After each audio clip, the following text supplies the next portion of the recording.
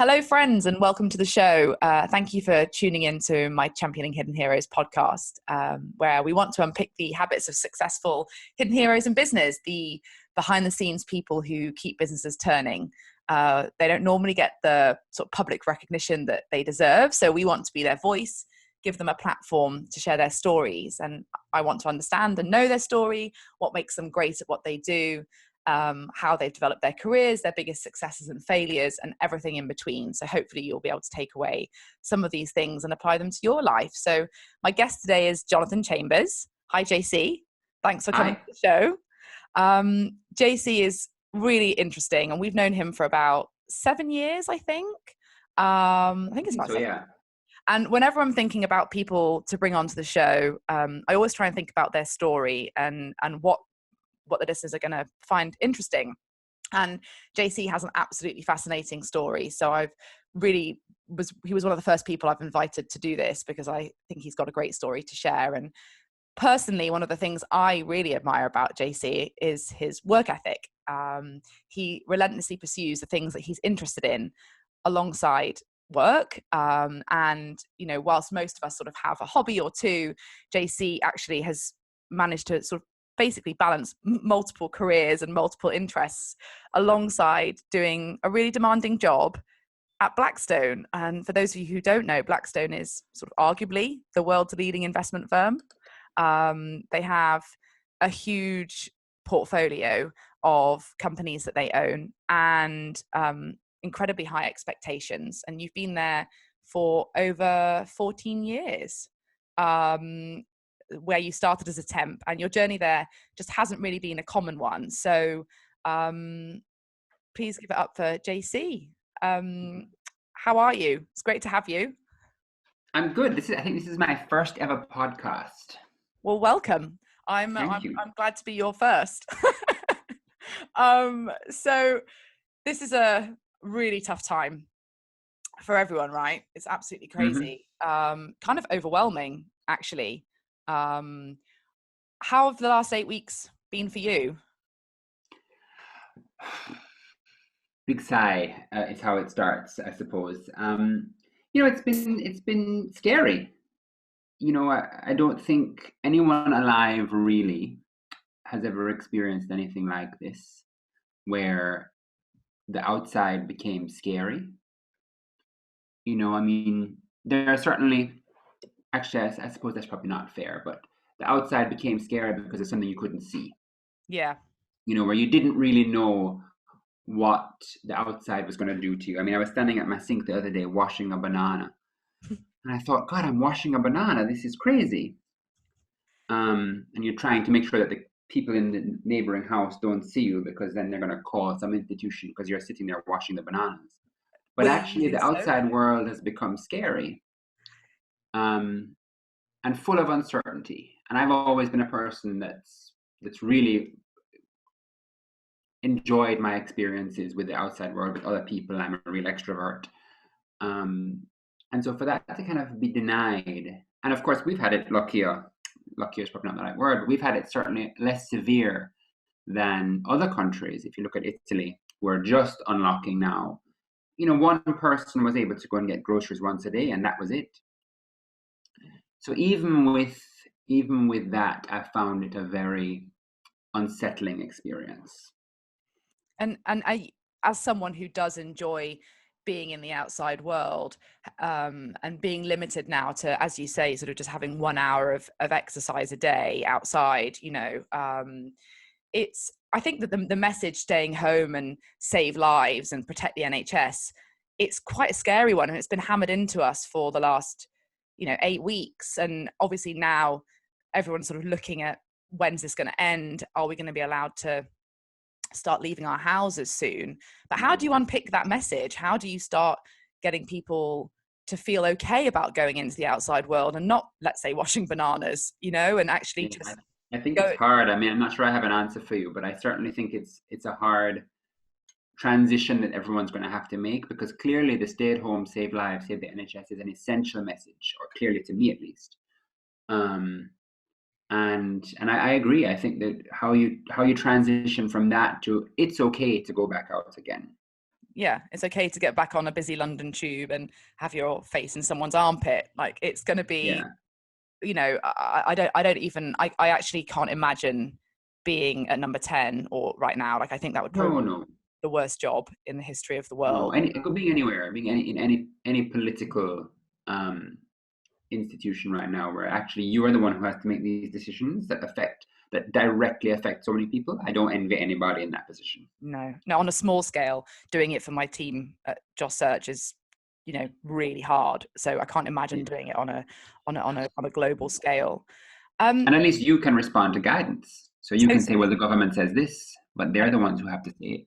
Yeah, which, you know, whichever way you look at it, you're gonna, it's not gonna be the right decision for everybody. And there's all this talk about sort of going back to normal, and actually, what, you know, normal, like, what was that? and actually, a lot of people have enjoyed, you know, from an office perspective, a lot of people have enjoyed working from home. So I think it's a perfect opportunity to sort of reevaluate society and in lots of ways as well. And that's the bit I'm quite interested to see, is what the future looks like for everybody. Yeah, I agree. I mean, you know, I definitely think we need it is the right time to consider what normal should look like. You know, we've had normality that really has been something that we have inherited for the last, well, 1,000 years or whatever it is. And this is probably the first time, I suppose, the first time since the Second World War, where a society can say, okay, what do we want normal to look like? Everything had to stop. So what do we want normal to be going forward? And it could be that some people think, well, I just want it how it was, please. And it could be that other people want to try and find something new, a new normal. Where do you sit? Oh, no, no, no, no, No. no. I'm afraid I'm going to be a nonpartisan fence sitter for this one. Oh, fair enough. What have been Sorry. your personal biggest isolation challenges? So my partner is on the shelter list, so he has an underlying condition. So, you know, I think it must have been that second or third day after they announced the lockdown, he got a text from the NHS, and it was terrifying. It literally it said, you know, you must not go outside. You can open a window. That's a direct quote from that text. Now, you know, we've adapted that a little bit. You know, we do go for a walk in the morning when there's nobody about. So for me, I think the added complexity of the fact that I have had to go to do the groceries, to do that sort of thing. We have a lodger as well. So we've gone to get the groceries, but also the potential that I was bringing something back that might affect him differently to how it would affect me. So that's been a real challenge. You know, Zoom is great, and I do think that we will discover that actually we can be technologically much more connected than we were, which is good, but it's not the same, right? No. And it's still so glitchy, or at least my Wi-Fi is glitchy. No, my Wi-Fi is super glitchy. I can't deal with the pauses and the waiting and the sort of, do I speak? Do I not speak? The sort of the etiquette around. I like to speak. I'm also an extrovert. So sitting there and watching yourself sort of taking part in conversations isn't particularly enjoyable. But I really just miss a hug. Oh I just gosh, miss yes. seeing my friends and family and being close to them. And I saw this really lovely video from Italy as their lockdowns being eased, of a grandparent hugging his grandchild. And I got really emotional because I was just like, wow, you know, such basic things that for so long we've just taken for granted, and actually now realize the value of human connection. Yeah. I mean, I have two nieces that live about a 10-minute walk from me. And we used to see them, you know, most weekends, even if it was just on our walk, we would go and have a cup of tea. But now I think I've seen them twice in the last 8 weeks, and it's because I've walked up there and waved at them from the window, you know. And it's just not the Um, same. and it's really hard. Yeah.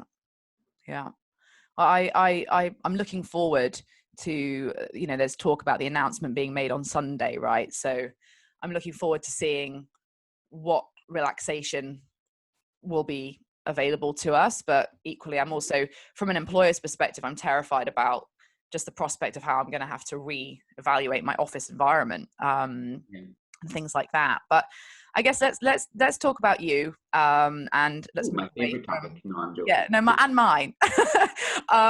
So tell us your story. Where are you from? Everything about you. I think everyone should hear it. So I grew up in Jamaica. I was born and grew up in Jamaica. My parents are Jamaican, and 3 of my 4 grandparents are Jamaican. And I grew up there till I was 18, and then I left Jamaica to go to Canada to go to university. And I went to university in Canada. I studied English and drama at university, and then I was completely broke and went to work on cruise ships for a while. So I worked on cruise ships in the kids camps there. Cruise ships, something else that's probably going to be severely impacted by this. Virgin launched theirs in April, which was just the worst timing ever. But this was an earlier time, Yeah. When the worst we had to worry about was like norovirus or something like that. And kind of during that time, my stepmom was British and my dad's mom was Scottish, so we would come over here pretty regularly. We'd come over every other summer usually. So I had always been to the UK and I had always been to London. And, at the time I was really just focused on being an actor. And London has this great theatrical scene. And I thought, well, I want to live in London. Because my grandmother was Scottish, I was able to get an ancestry visa. So I guess I've been a migrant twice in my life, really. So I emigrated from Jamaica to go to Canada. And I then emigrated here. And I came here in 2003. And I went to drama school. I did musical theater. And, you pretty quickly realize as an actor that the majority of actors have another job. Like most of the temps that we work with from you are actors. And on a side note, I love hiring actors because they're usually articulate and have a good sense of themselves. But that's a side note. So I started the temp, and I think had a temp job on reception at Blackstone. And my career there grew from there, and it hasn't been all the time. I temped for a while, and then I signed a contract, and then I went away and did a master's in acting, and then I came back and signed a contract again, and then I went away and because I worked at the Globe and did some other kind of Shakespearean stuff, which was great. And then I came back again, and Blackstone very kind of kindly kept having me back,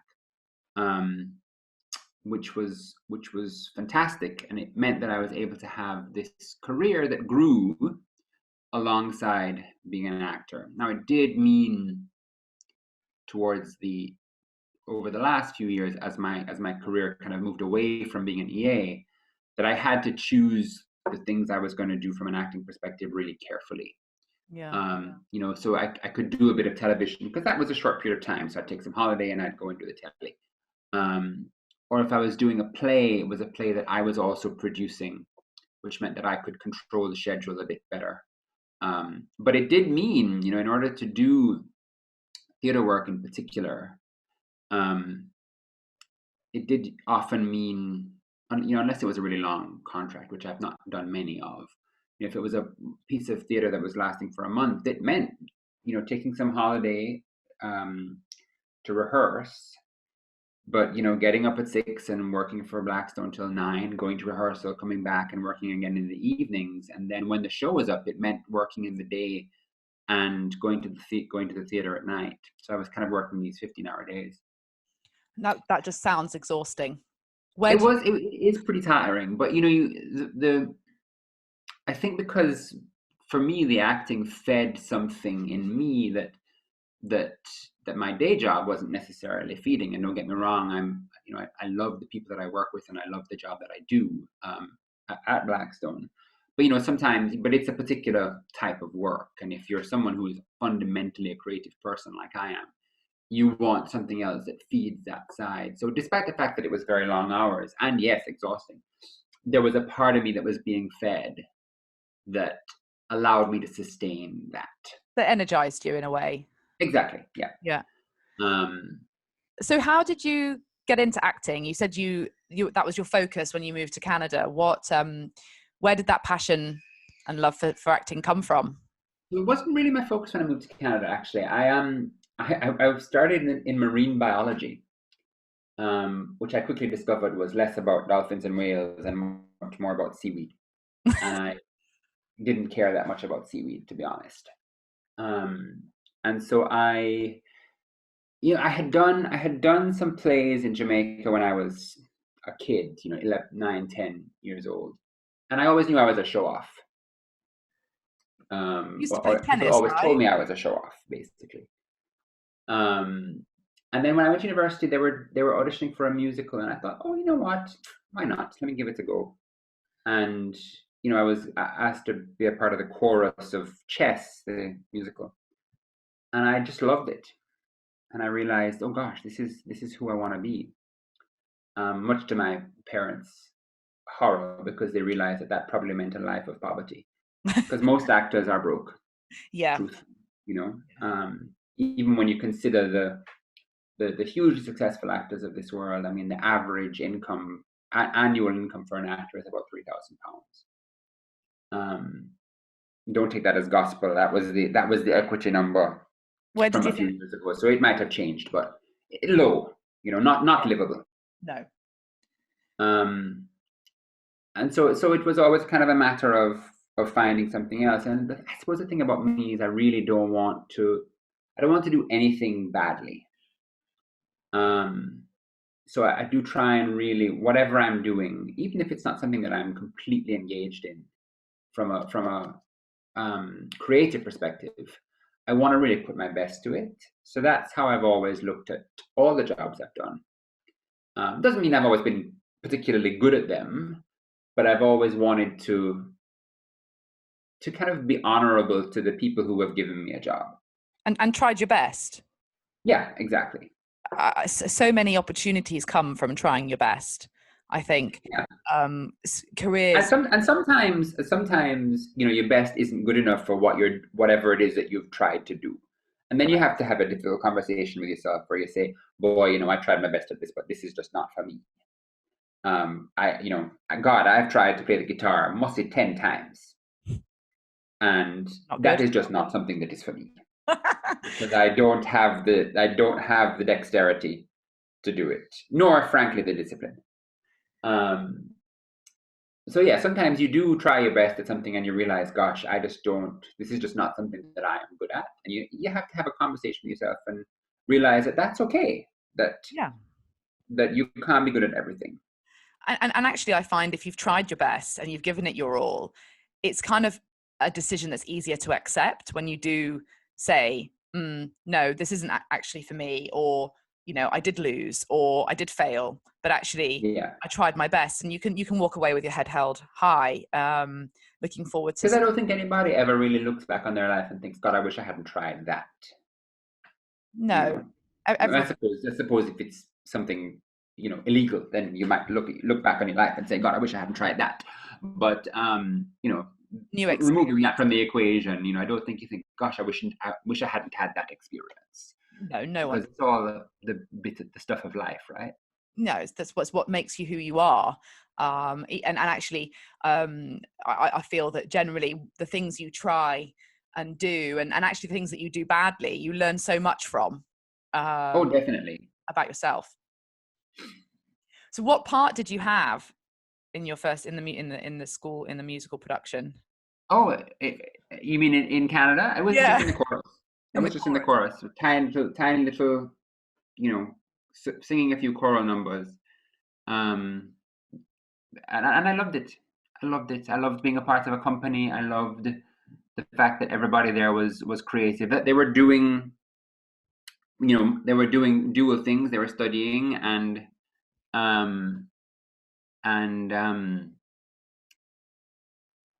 and also doing this. So I loved it. What when you did talk to your parents and say this is what I want to do now, how confident were you that you'd succeed at that time?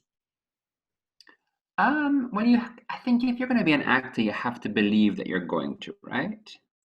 You have to be optimistic about being an actor. You can't go into it thinking, well, I'm going to be terrible at this, or I'm going to be broke for the rest of my life.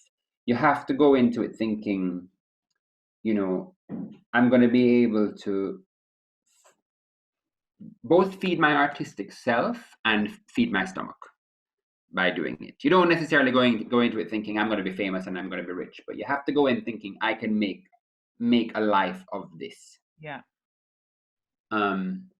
Because if you're not optimistic, generally optimistic about being an actor, there's just no point in doing it, because there are enough aspects of the world that will knock you down as an actor, that you have to have an intense self-belief that it's something that you can do. That's what I find fascinating. As you mentioned at the start, we meet so many actors and actresses over the course of what we do, because a lot of them do supplement their income by temping. And I'm always just really inspired by their ability to just keep on going. Mm-hmm. Like things like castings are really horrendous versions of job interviews. I mean, like a job interview in itself is terrifying enough, let alone just doing a casting where sometimes you just walk in and they're like, no. Yeah. And also, I mean, castings, in my experience being an interviewer, castings tend to have, they tend to see many, many more people in a casting. If you're casting for a musical, you might see a few hundred people. So you do, as an interview, as the person who's doing the casting, get completely fatigued by the 50th person. You're like, who was that person again that came in that we quite liked? Whereas I think in an interview scenario, you tend to be a bit more prescriptive of who you bring in, and give them a bit more time, so it becomes a more memorable experience for you as the interviewer, right? Yeah. So how what was it like growing up in Jamaica? I know you played tennis, right? That was something I've always been interested in. I did play tennis. I mean, I was okay at it. It was really the only sport that I had any kind of aptitude for.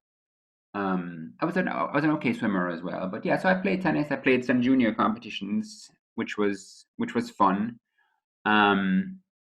And it certainly was good it gave me a good kind of grounding in life for being someone who exercised pretty regularly. Do you still do that now? Exercise regularly? Yeah. I try. It's a bit more challenging with the lockdown, to be honest, because the couch is right there. So you think, am I going to go and exercise, or am I just going to go onto the couch? And the fridge Both is of which also... are in the same room. And believe me, the couch right now is winning. The fridge is also winning for me. I've never eaten so much in my life. Yeah, well, who knew I could bake so much? I mean, gosh, I've not baked in years, and now there's bread and cake and all sorts of things coming out of the kitchen. I don't play much tennis anymore though, because I injured my hand. Right. But you like watching, right? You like observing. I do. I love watching tennis. I love watching tennis.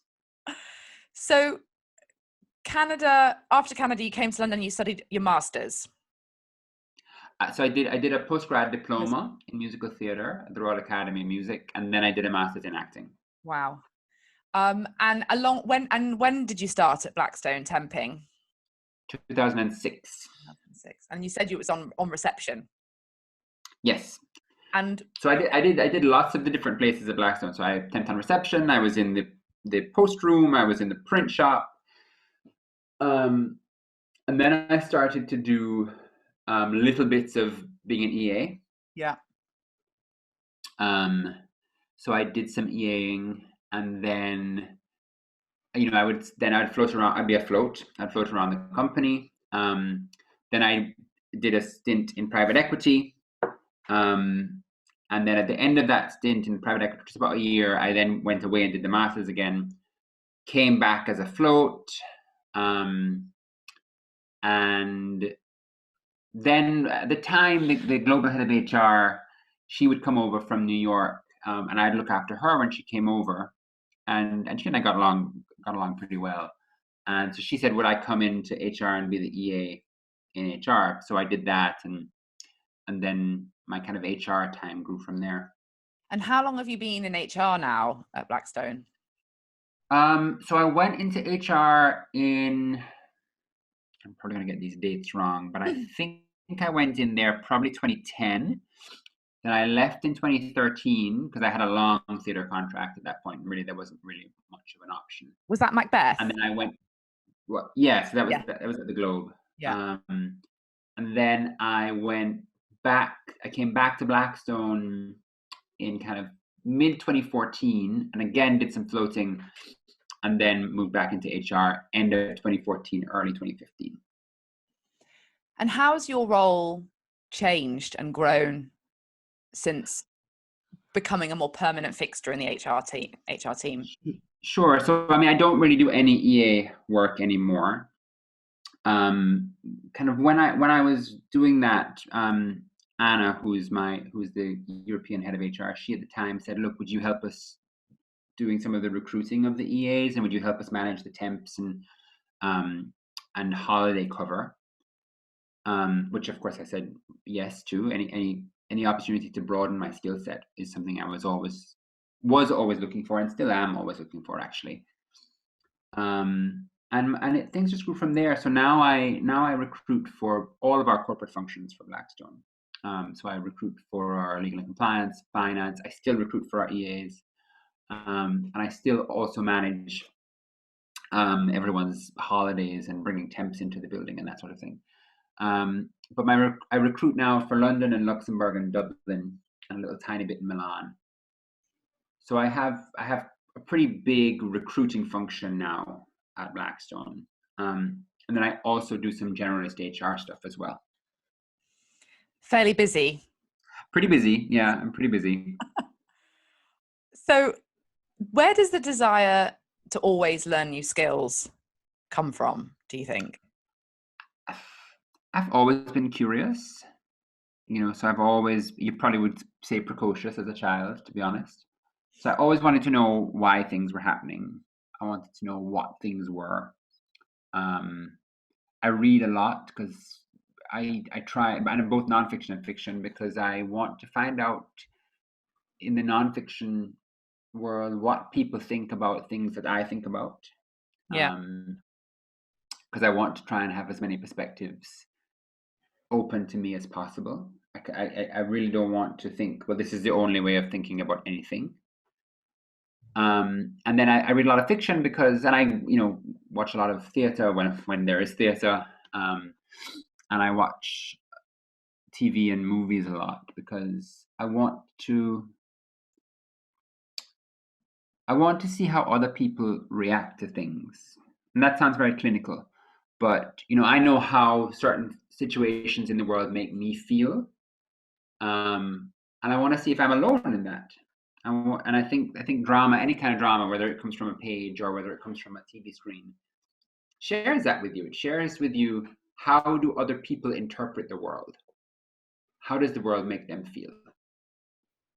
So kind of that combination of curiosity in both the way we feel and the way we act, and the way we think about things, I think that's where it comes from.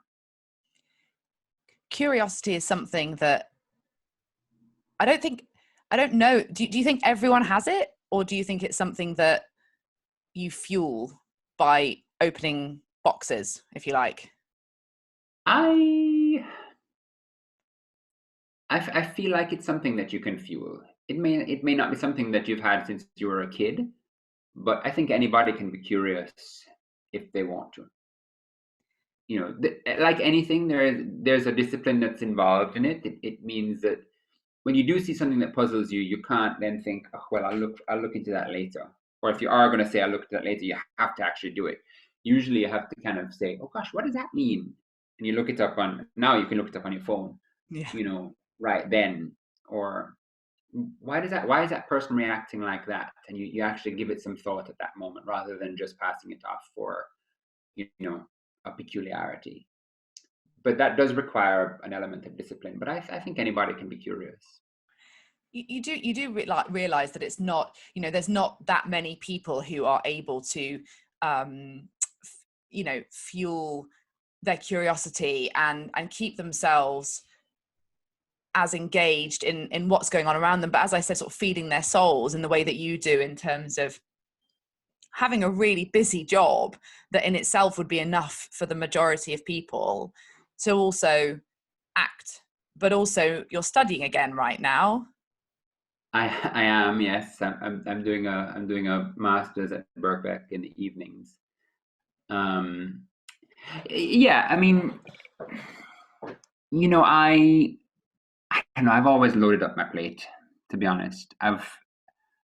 And maybe that's something that I need to develop. I'm not very good at relaxing and doing nothing.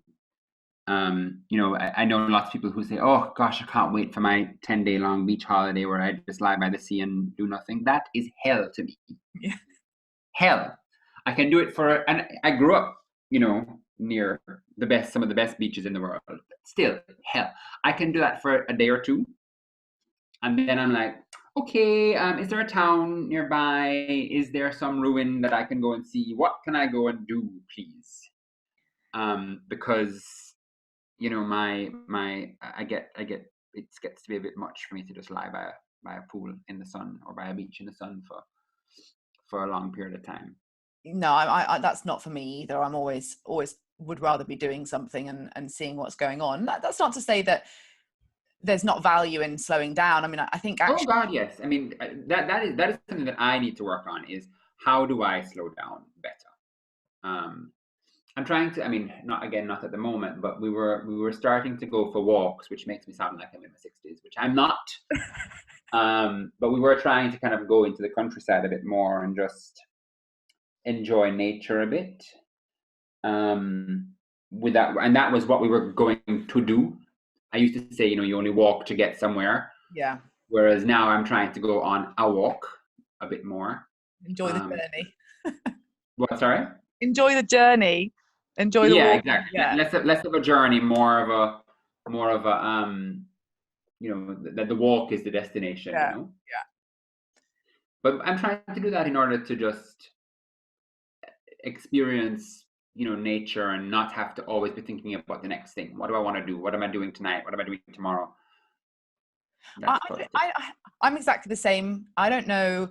I've sort of been trying to work out in my head, because obviously over the last few weeks we've been forced to slow down a little bit, in the pace of things that we normally do, and that ability to keep ourselves so busy, it is more challenging in certain ways.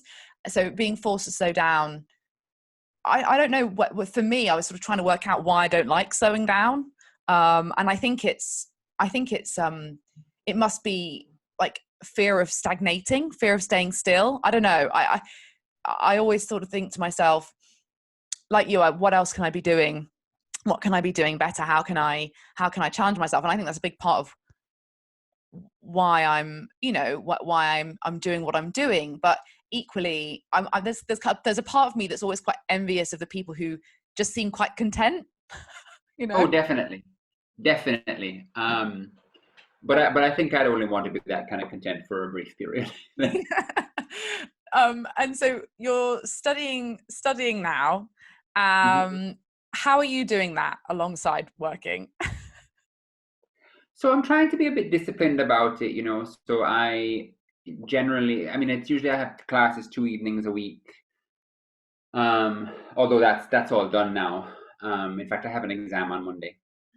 The time to do this, I'm grateful. My pleasure. I actually I'm taking a day off of work tomorrow, and then there's a bank holiday on Friday, so it kind of came at a good time. So I'll do my revision over the weekend, and also not fortunately, but the results of coronavirus means it's now a take home exam with longer time, so I'll at least be able to have the texts with me. Oh, that's good. Yeah, I tried to be disciplined about it. I tried to say, look, I need to try and do at least 2 hours of revising a week, and I just try and find the time for it. So sometimes it might be, okay, I'll get up at 6:30 tomorrow morning in order to do that, or sometimes in the day, instead of going out to get lunch, I take my lunch and I just go into an office for half an hour, um, and just do a bit of reading. It was just trying to be just, I'd paid for this course, right, which is not cheap. No, master's degrees are not inexpensive, and I thought, well, you know what, I've paid for this myself. I, I might as well give it the time that it requires. Do you think that the curiosity you have and the sort of desire to push yourself to be the best you can be is what's helped you progress your career in the traditional career that you have at Blackstone? Yeah, definitely. Because I try and say yes all the time. I mean, no, there's sometimes when you have to say no, and you have to learn how to do that. But if someone offers me an opportunity to do something else that is new, I try and say yes. And that the more that you can say yes to is the more that you're going to open your skill set. And I'm not necessarily talking about, if you're at capacity, then you have to say yes to something else, right? Yeah, no, You have to know when saying yes to something is actually going to be detrimental, both to the thing you're saying yes to and the things that you're already doing. because you're not going to be able to do them well. Let's say Sorry? because if you overcommit, you might not be able to do what you've already committed to well, right? Exactly. But I think if you have the capacity and someone offers you something new to do, say yes. Yeah. You always get to learn. The more you can learn new skills, is the broader your career can be. And what would you say for people who are at the start of their career now and thinking about, going into office work of some kind or a career in support? What would you say to them? What kind of advice would you give them alongside say yes? So I would say decide. So I'd say think about what kind of career and support that you want. And by that I mean, do you really thrive on being an EA? If it's an EA that you're going to go down, is that what you really want to do? Are you the kind of person who gets energy from being able to get that meeting in the calendar, being able to schedule that combination of flights that was really challenging? Does that give you satisfaction? If that's the case, I'd say yes, focus on being an EA. If what you want to do is you want to start working more closely with marketing teams, you want to be the person who starts to be making decks and that sort of thing. And of course, I'm working in the financial services, so that my vocabulary is kind of all in that sort of world. Then think about that from the start of your career, and find out ways to build that aspect of your career. I do see lots of people, and we've talked about this outside of this podcast, who are people who are EAs and looking for job growth, and what they mean by growth is actually they mean a change. Yeah. They mean something else. And I think that sometimes is a bit harder to facilitate if you're an employer. It's easier for people's jobs to grow organically. And that isn't to say that you can't change. I realize, having described my role, that is exactly what I did. But it is sometimes easier if it comes in an organic way. And it's also easier if you're able to kind of have a goal that you think, actually, this is who I want to be. This is the kind of work I want to do, and develop into that. And it requires some thought, and it requires some foresight, and it requires doing things in the right way, but it's definitely something that can be done. Yeah, I think I don't know if that made any sense at all. No, it does. I think the challenge is it's not a linear career path like you might see on, if you're an investment professional coming in to Blackstone, it's very clear what the career path would be for somebody. But if you're an EA, or if you're on a reception, or if you're in another part of the operations and support function, it's not quite so clear. Yeah, for sure. So I think it's that mindset, it's that curiosity, it's that having a goal and being quite clear about where you want to go and not expecting someone else to just to tell you what that is, because I think Yeah. your organization probably doesn't actually know what that is. It's for you to spot that opportunity. And I think why going back to sort of the point around actors and making great sort of temps, I think it's the emotional intelligence, it's that ability to read the room, read people, and have empathy and interact with all different types of personalities, and that is what makes a good support person, is that ability to read the room, you know, and know the different types of personalities and know when to ask and when not to. Yeah, And and know what the right sort of things to say yes to are. correct. You know, I mean, being able to identify something that needs doing or could be done differently, and knowing when to approach that and how to approach that is really valuable. Totally. And I think that if people learn that skill, then they can, I think, develop the career that they want and make it work for them just in the way that you have. And I find it, Definitely. I do think, you know, having had sort of the flexibility that we've all been exposed to now, how have you found that in terms of balancing the stuff you do alongside your work? Has it made it easier or harder in a way? You mean during lockdown? Yeah, during lockdown. So where I found a bit challenging is, again, I've been using the word disciplined a lot. I think you have to be. I've had to be really disciplined about where home life starts and work life ends, Yeah. because it is very tempting to just you get up and you think, oh well, I'll just look at the computer, and it's 7:10 in the morning, and you're doing that again at 10 o'clock at night, because it's there on your dining room table, or your desk in your lounge, or your bedroom, or wherever you're being forced to do it. So I do think you have to kind of make a pretty clear delineation of, this is my work time and this is my home time, like you would if you went home. Yeah.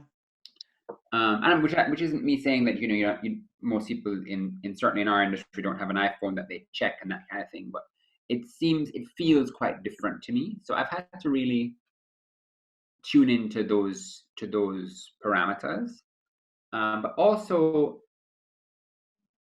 I've been really surprised, broadly speaking, how well the video conferencing has worked. Mm. It means that people are pretty available for meetings and interviews and conversations at the moment, which does make it a little bit easier. I'm not constantly trying to find a meeting room.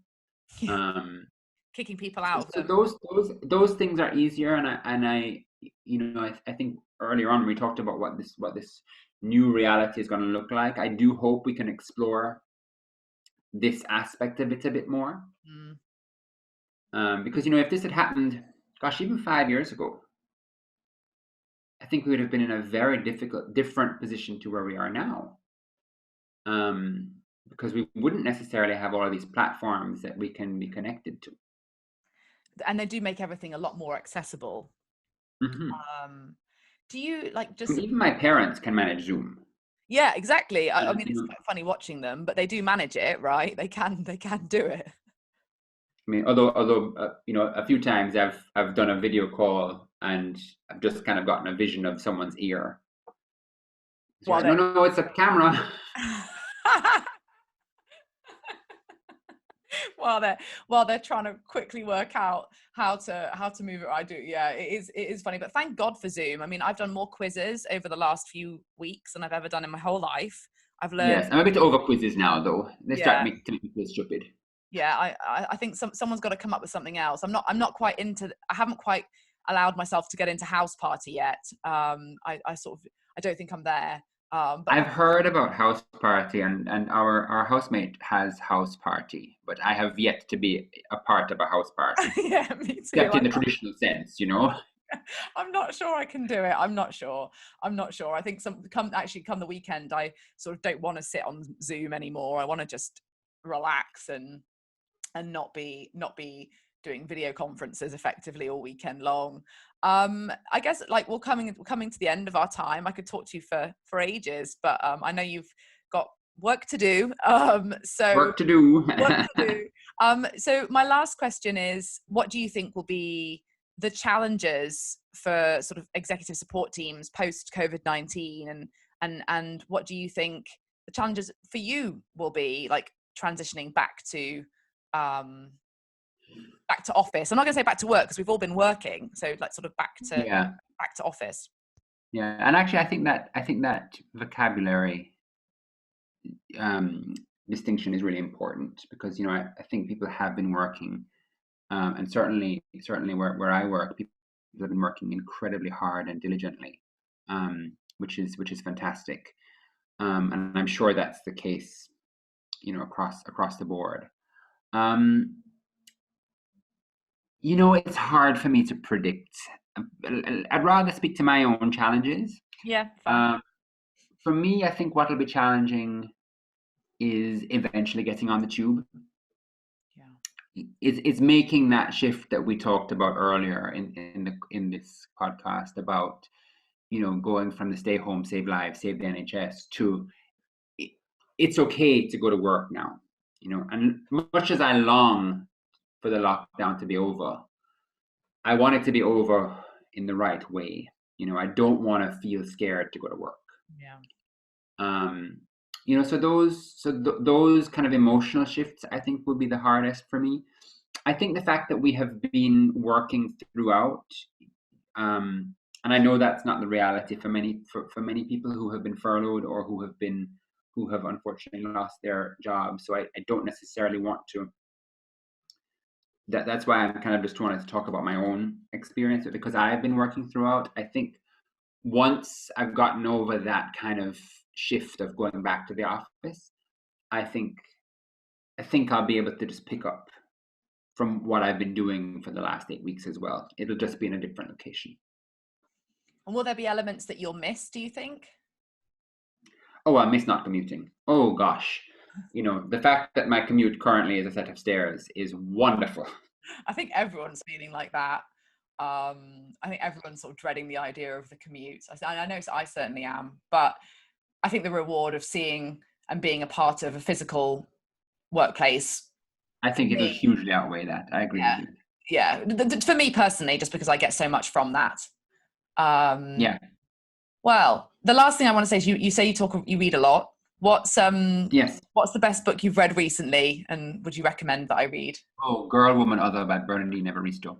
Okay. Hands down, 100%. It is brilliant. One of the best pieces of fiction I have read in the last decade. What's it about? Absolutely brilliant. I'm also reading Hamlet by Maggie O'Farrell at the moment, which is shaping up to be very wonderful. Ah, okay. Well, I will look out. Girl, Woman, Other. I mean, she won the Booker for a reason. It's absolutely brilliant. Great. I will. Also, all female characters written by a woman of color. A black woman of color. I suppose black woman of color is a bit of a redundant phrase, but and written about a kind of common, just all these female characters that you're like, oh gosh, I know that woman, and they're written about powerful women. It is absolutely, I can't say enough about it. Great. I'm gonna get it. I'm gonna read it. I can't wait. Yeah, definitely do. I'm looking for my next one. Well, thank you. Thanks, JC. Thank you so much for taking the time to talk to me. It's been great. I could literally talk to you for hours. My pleasure. Well, we'll do it again when we have more time. Maybe we'll do it in person. Yes. Thanks. And once the lockdown is lifted. I know you've got a dash straight off. So I'm just gonna say goodbye now, and I'm gonna stop recording us.